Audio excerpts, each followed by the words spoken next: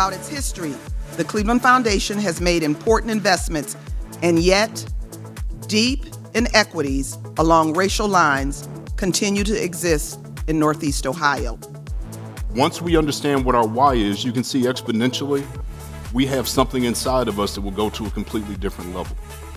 So the connecting points between diversity, equity, inclusion, belonging, call it what you want, it's how we do what we do in search of our why that's going to take us to the next level. The energy in this room is great.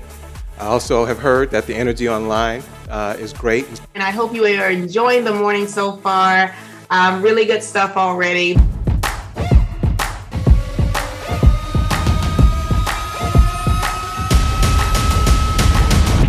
One of the things I love now about equity is that people are actually talking about it. It was amazing just to hear the word equality.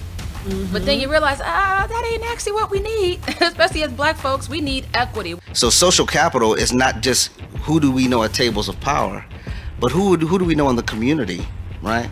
So that those folk in the community can actually share their information and insight with folks that may be at the table so they can adjust the levers of power. Many people want a better world. They want it to be cleaner and safer and more just and more inclusive. So there's a history and affinity toward philanthropy and giving is just untapped. And I love seeing the statistic about they're just not asked. Because if you asked, they didn't realize there's a need, there would be so much more giving. It's more than just, giving dollars. It's about giving time. It's about opening up doors and rooms to people who normally wouldn't be in those rooms. I think philanthropy can be more strategic by being outcome-oriented. I think some people feel that just the act of giving is enough, and the question is, what did you get for it? Throughout my career, I've found that good decisions can only be made when the right people are at the table, bringing diverse perspectives into the decision-making process.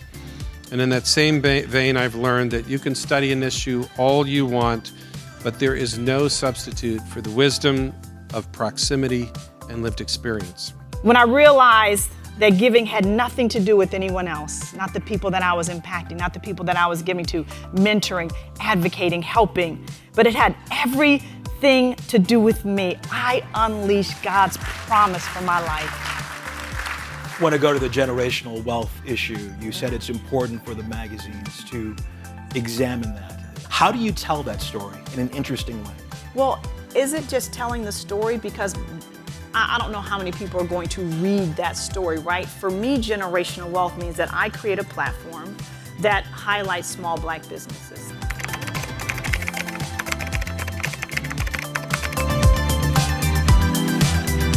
We want to change the perspective of what philanthropy looks like, and every year we want to help elevate it to help Cleveland grow.